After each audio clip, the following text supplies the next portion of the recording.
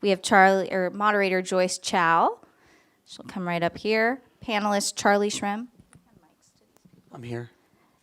Alexander Amartei, producer of Antara and the inventor of want to hear a the joke? NFTs. Well, I don't.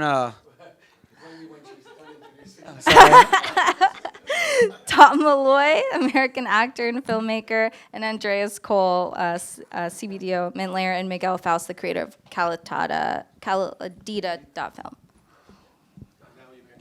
Calladita, sorry. Do you have this mic? Because I thought of Tom because he loves this joke. But why don't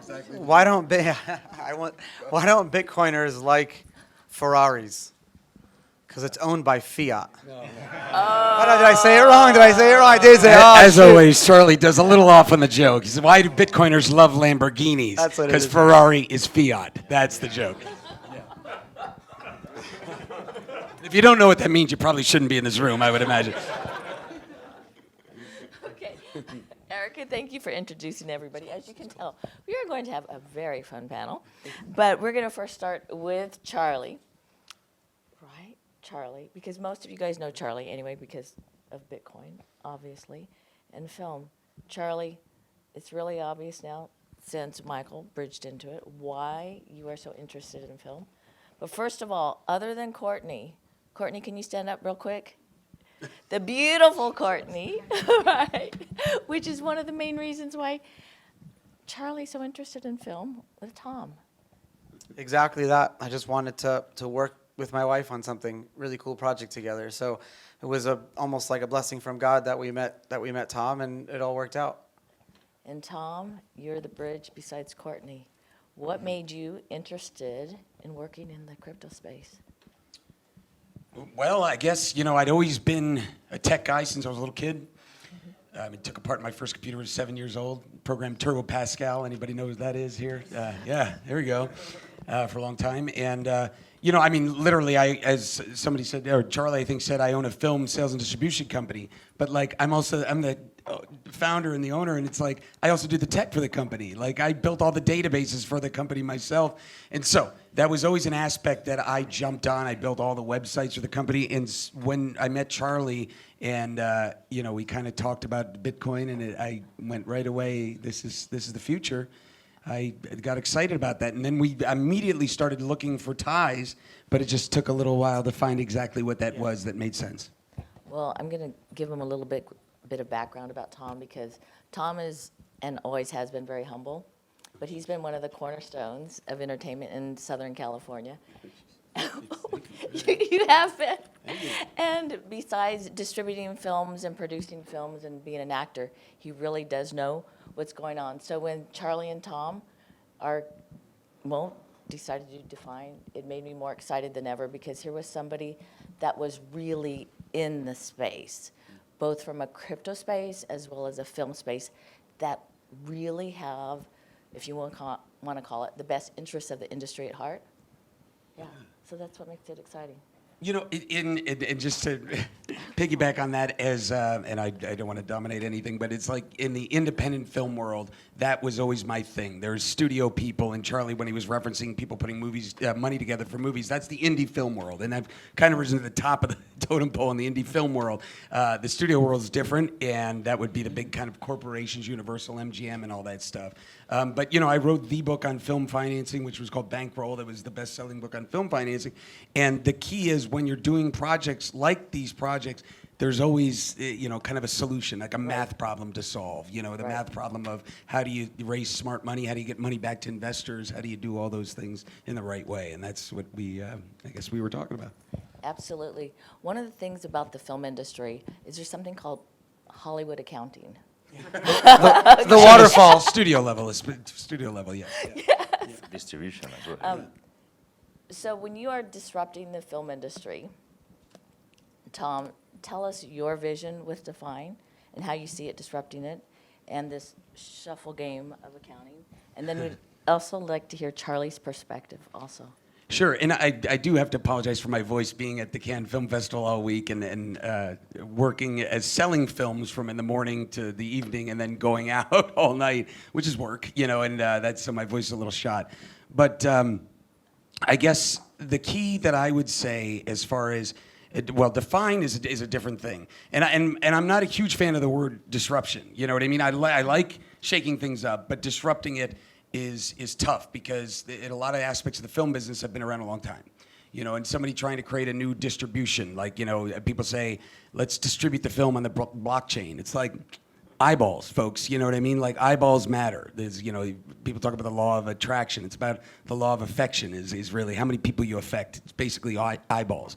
And so to get somebody to release a film on a blockchain or something like that, well, God, you need 10 million people on that. You know what I mean? That's tough to do. So what we're talking about is financing secure assets in film. Okay, and the key behind this is stablecoin 2.0, which we've been calling things. You saw what happened to Terra, and what is it, 8 cents now, and it's unlisted. So there was no assets behind it, and we got the inspiration from a stablecoin that was backed by houses, physical assets, right? And so what our thing was, okay, how can we use films as assets, but not just films where we're going, hey, it's a great screenplay, you know what I mean? That's not the key. It's things like tax credits. It's things like MGs, which are advances on films, or negative pickup deals, which is when they pay you when you deliver the film to them. So that's paper. It's financing the paper. Now, there are companies that do that, as Charlie referenced, right? But they do charge, you know, Forest Road charges huge interest rates, right? So what about if we could do the same thing, keep a stable coin behind it that people can buy and get that, exactly like Michael was saying, a real interest rate instead of 0.01% that the banks do. You know what I mean? It's let's get real interest rates so people can hold that behind there, and that's a liquidity pool that we can use to fund those projects. Can I ask something? Sure.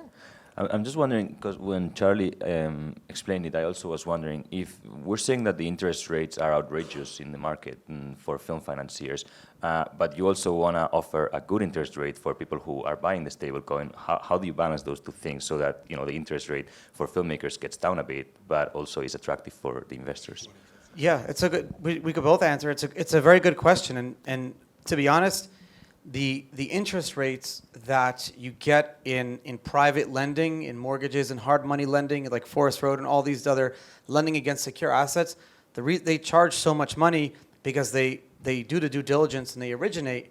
Where in DeFi, a lot of those yields, as we all see, they're coming way down now. I mean, you could barely even earn any percentage on your Bitcoin anymore. In order to get any yield above, I would say 6% right now, it's going to be under collateralized and a lot higher risk. So we can cut the interest rates by half, but my vision in a decade from now is I don't want people to leave the crypto industry.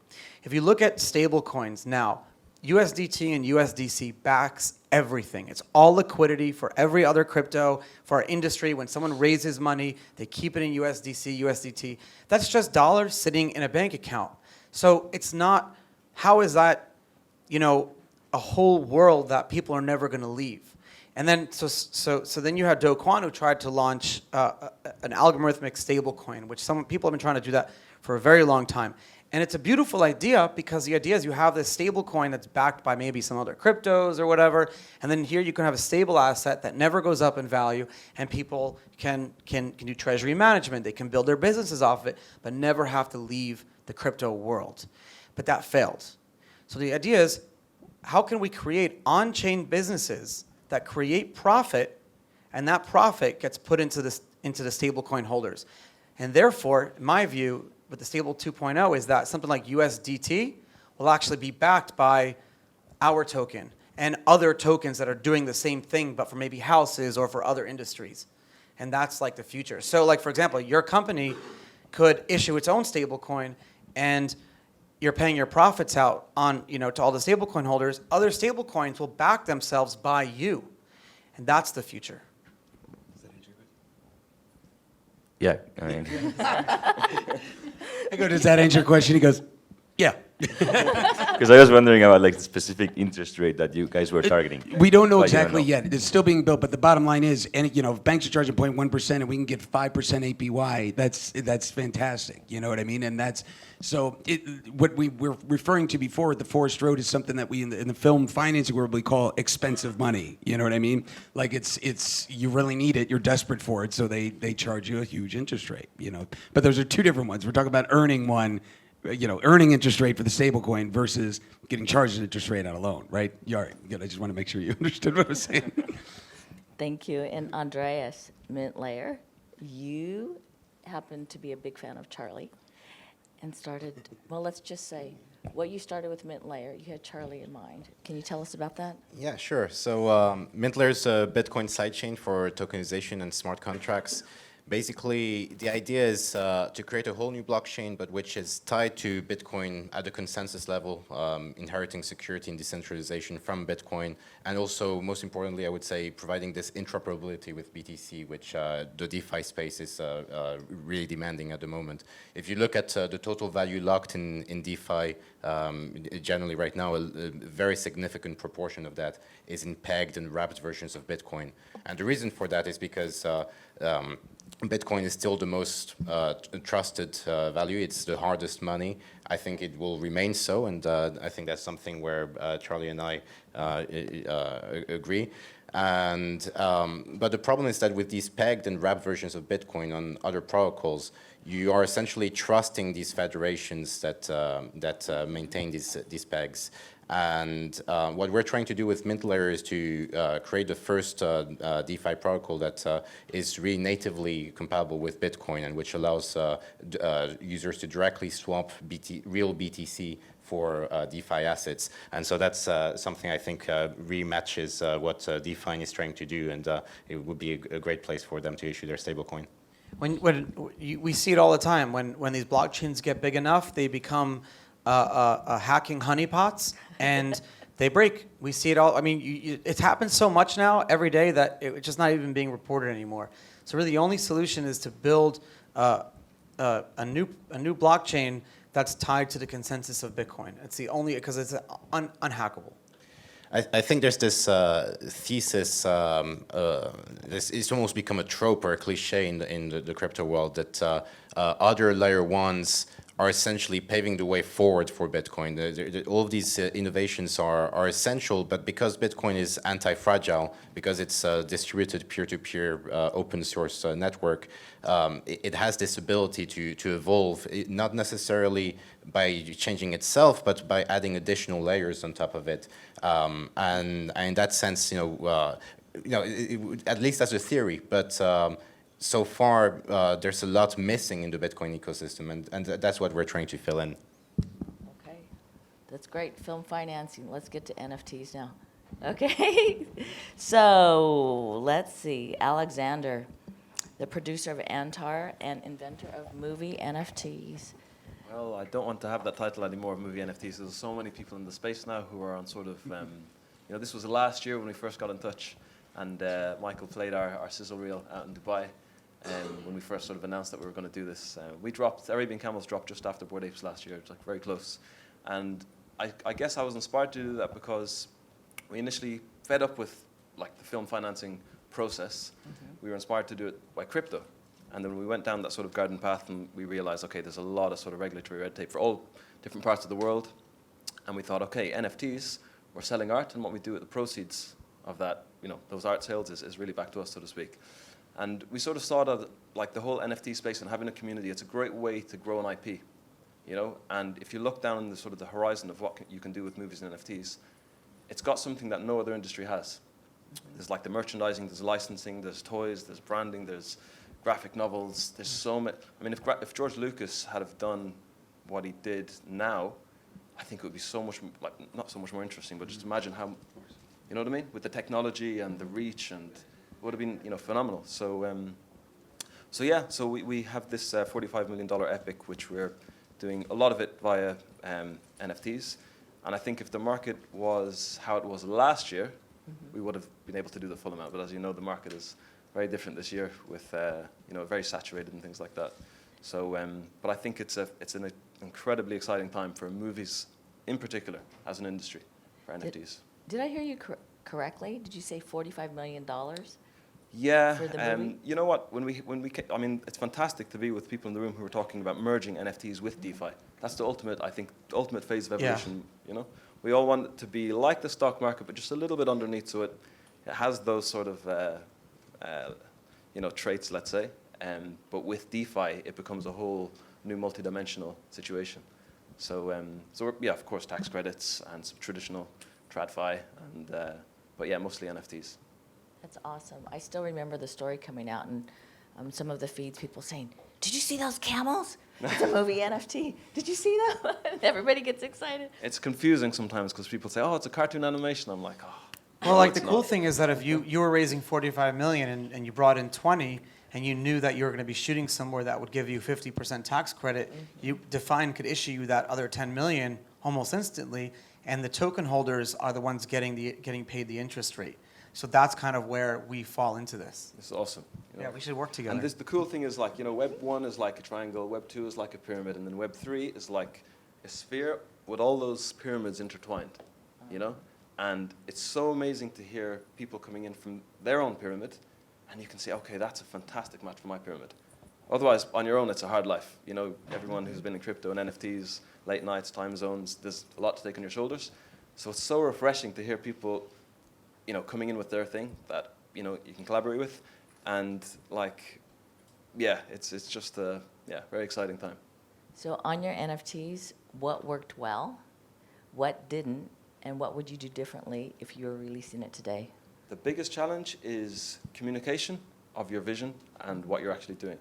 A lot of people who understand the NFT space, they don't get the movie space.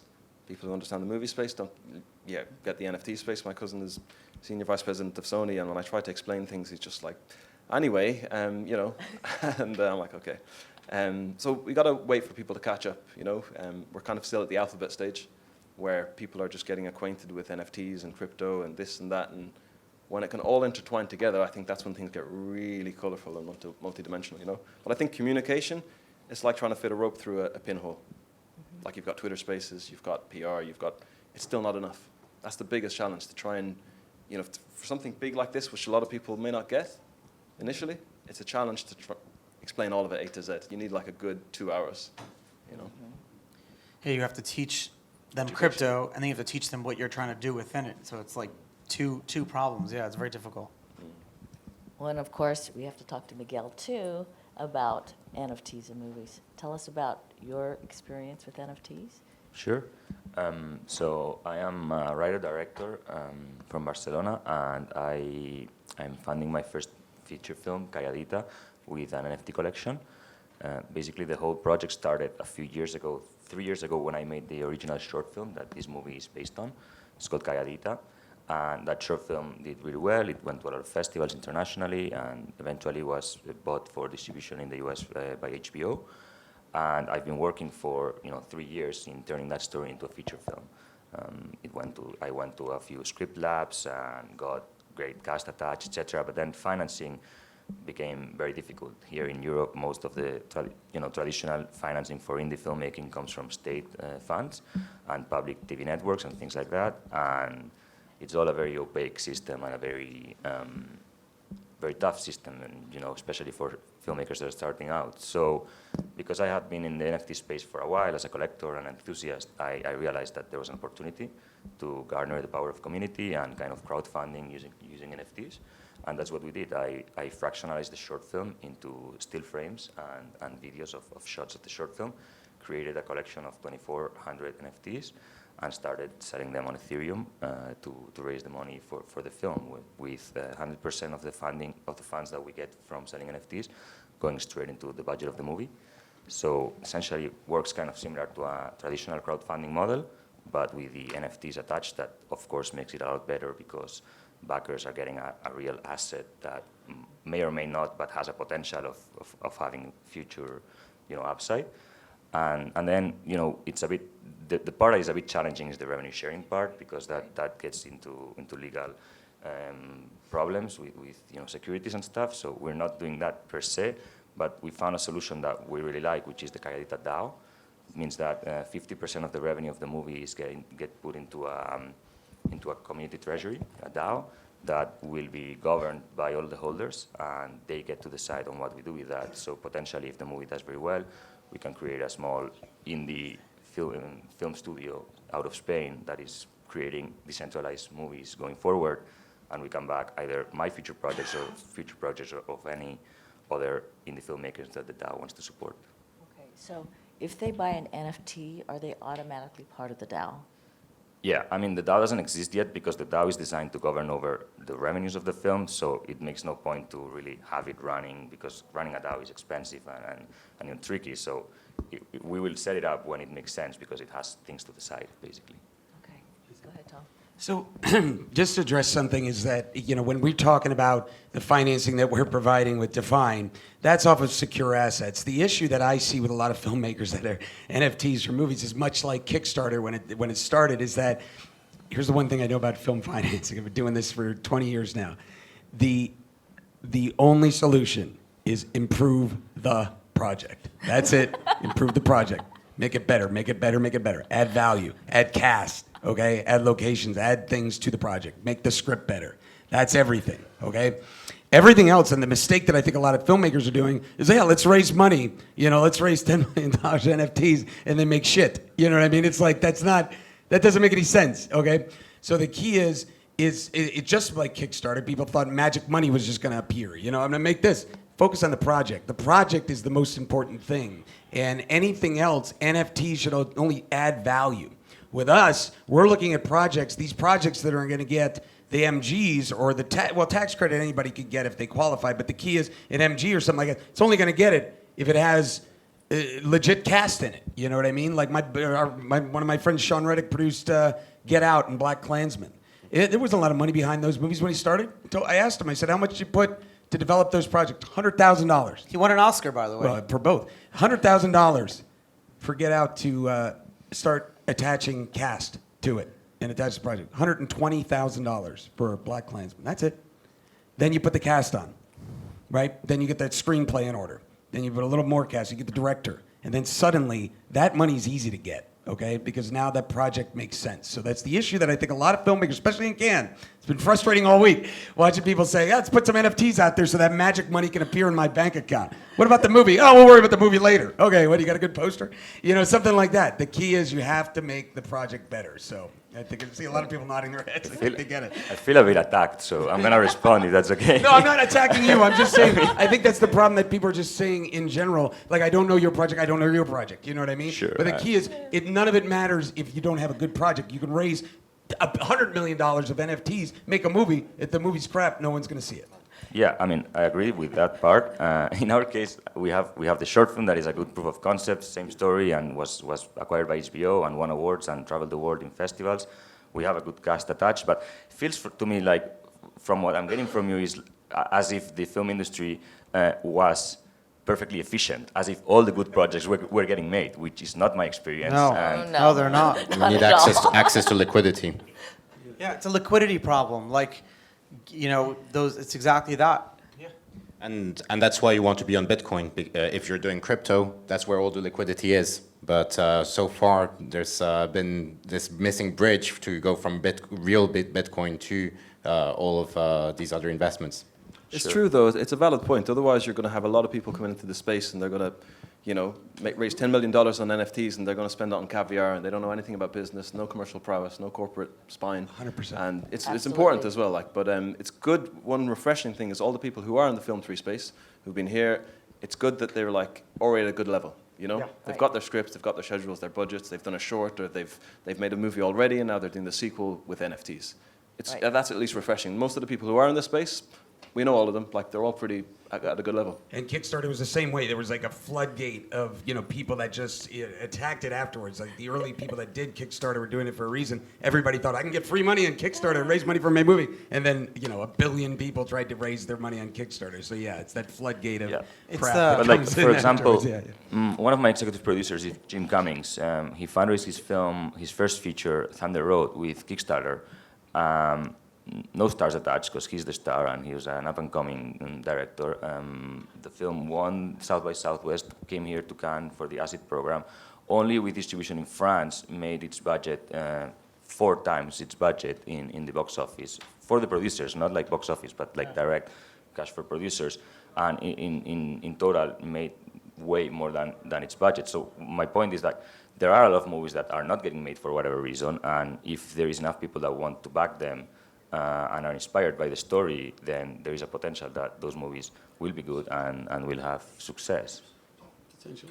I mean, a lot of people Definitely come not into this- secure, like you know. They come into the space and there's sometimes sort of an anti-establishment tone to some of the projects, not just movie projects, all NFT projects, and it's kind of like commercial morality sometimes, as in they're using it as a card to, you know, to give credence to their cause, but at the same time, gatekeepers are there for a reason in Hollywood, you know.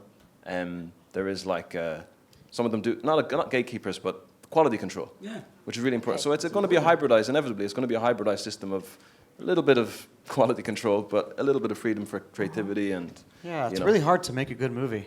Yeah, it's like herding cats. There's a lot of moving parts. You guys have been absolutely fabulous, and as you can tell, even the panel can be a little disruptive because Hollywood is rapidly changing, as is the blockchain space. But thank you very much, Alexander, Charlie, Tom, yes, Andreas, and Miguel. If you guys have questions, go ahead and, of course, ask them afterwards. Yes, quick question? I could ask it afterwards, but can you talk a little bit about the collateralization process? Because, in terms of being able to, have a film bond, make sure that the film is made, actually make sure that the money is applied the right way, which you guys have all talked about, that seems to be one of the more difficult parts of the process because it almost requires centralization. Quick question, Erica. I know we're getting close to time. We can talk about it afterwards. Oh, okay. It's a good question. Or, I mean, I can answer it if we have a minute. Short. Yeah. So we're not talking Okay. about. See, what you're talking about, because this is getting a little bit specific. You're talking about a film bond, and that's an insurance policy that they put on a film for the film to get made. I have never bonded one of my films, ever. And the reason being is that if you get the good line producers. Wait, are we talking? Oh, if you get the good line producers, I didn't know if they were saying something. They'll do it under budget and the right way. You know what I mean? But the worst part about a film bond is that the second you say this is the last shot, take that and put it in the trash. You spend 10% of your budget on that piece of paper, right? So I never want to do that. I want to put it on the screen. But the key is we're not funding those things. We're funding the solid assets like, again, like a Voltage Pictures. The friends of mine, they'll say, oh, this is a great script. You got that cast? Okay, you deliver it to us, we'll give you $1 million. Okay, that's a paper from them, from a reputable sales company, and we'll have a process of qualifying all those people. Yes. Then we can give that money. Them making the film, that's really not on us. You know what I mean? At the end of the day, so yeah. The paper becomes the NFT. Yep. So that's the only point. You have to rely on the existing legal frameworks around the world. But that's always going to exist. Everything you do is going to have to be legal and regulated and securitization and have good lawyers. But that's the connection. That's where we bring in NFTs, is that the actual paper becomes the NFT, and then the NFT sits in the smart contract of the stablecoin. Okay. Thank you, everyone. And go ahead and ask them questions afterwards because they will be here. Thank you. And Erica, Thank you, Joyce. next Thank one.